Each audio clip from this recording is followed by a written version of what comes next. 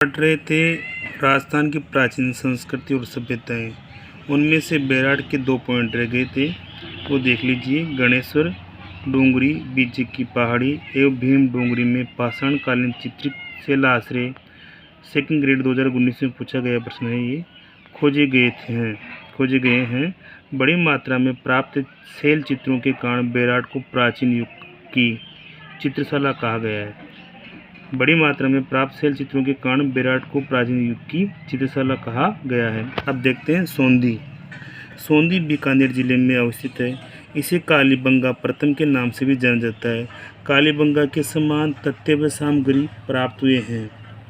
Note: Bikaner के डाडाथोरा ग्राम से पाषाणकालीन सभ्यता के अवशेष मिले हैं।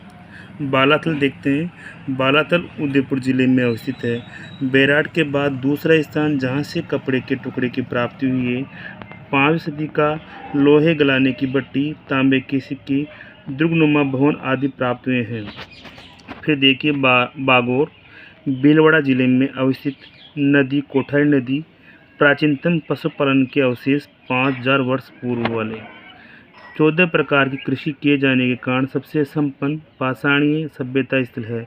इसे आदिम संस्कृति का संग्रहालय कहा गया है। किसे कहा गया है? इसे आदिम संस्कृति का संग्रहालय कहा गया है। बागोर को कहा गया है। माँ सतियों का टीला उत्खनन स्थल है बागोर में। फिर देखते हैं नोह भरतपुर जिले में अवस्थित है। नदी रूपारेल नदी है। कौन सी नदी है? रूपारेल नदी। 1963 से 64 ईस्वी में श्री रतन चंद्र अग्रवाल के निर्देशन में उत्खनन। विशालकाय यक्ष की मूर्ति शककालीन। यहाँ महाभारत काल से लेकर सातवाहन काल तक की 5 संस्कृतियों के अवशेष मिले हैं। पक्षी चित्रित ईंट, स्वास्तिक चिन्हित मिट्टी का पात्र प्राप्त हुए हैं। कहाँ से? नोह से। राजस्थान का एकमात्र ऐसा स्थल जहाँ से ताम्रयुगीन आर्यकालीन महाभारत कालीन अवशेष प्राप्त हुए हैं, तो वो कौन सी है? नोह है, जो कि भरतपुर जिले में अवस्थित है। और नदी रूपार नदी है। कौन सी नदी है? रूपार नदी। तो चलिए आगे। रेड टोंक जिले में अवस्थित है। नदी ढील नदी है।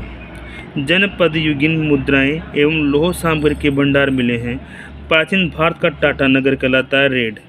एशिया का सबसे बड़ा सिक्कों का भंडार मिलने के कारण इसको क्या कहा जाता है? प्राचीन भारत का टाटा नगर कहा जाता है। मातृ देवी एवं गजमुखी यक्ष प्रतिमा अर्ध कीमती पत्थरों व कांसे के मन के प्राप्त हुए हैं। कहाँ से प्राप्त हुए हैं? रेड से। गिलुंड राजसमंद जिले में अवस्थित है। नदी बनास नदी है। ताम्र पाषाणकालीन सभ्यता। पक्की ईंटों से बने मकानों पर चूने का प्लास्टर किया गया है। और आगे है क्रीम व काले रंग से चित्रित पात्रों पर चिकतेदार हिरण चित्रित है। दोबारा देखिए, किलोन के अंदर राजसमंद जिले में स्थित है। नदी बनास नदी है। ताम्र पाषाणकालीन सभ्यता है। इसमें पक्की ईंटों से बने मकानों पर चूने का प्लास्टर किया गया है। और क्रीम व काले रंग से चित्रित पात्रों पर चिकतेदार हिरण चित्रित हैं, अतः उनकी फोटो चित्रित हैं। अब आगे देखते हैं। जोधपुरा जयपुर जिले में अवस्थित नदी साबी नदी है। लोहा गलाने की भट्टियाँ मिली है। लोहे के औजार, हाथी दांत का सामान मिले हैं। फिर देखिए आगे नगरी चित्तौड़गढ़ जिले में अवस्थित है। नदी बेड़च नदी है। सीवी जनपद की राजधानी थी नगरी। मध्यमिका, मेदपाट, मध्यमिका आदि प्राचीन नाम है नगरी के।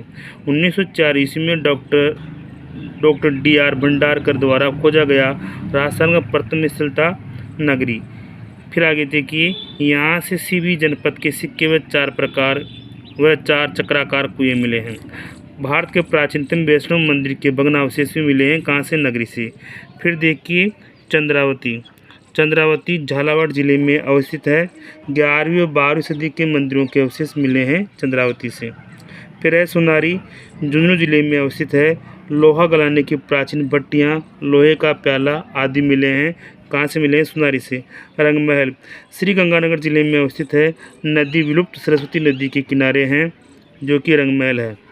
1952 से 1954 ईस्वी में डॉक्टर हन्ना रेड्डी द्वारा उत्खनन। फिर है 2 पाषाणकालीन व 105 गुप्तकालीन तांबे के सिक्के प्राप्त हुए हैं। कहाँ से हुए हैं? रंगमहल। गोवर्धनधारी मूंछों वाले श्रीकृष्ण का अंकन एक फलक पर प्राप्त हुआ है। गुरु शिष्य की मिट्टी की मूर्ति मिली है रंगमहल से। गुरु शिष्य की मिट्टी की मूर्ति कहाँ मिली है? रंगमहल से।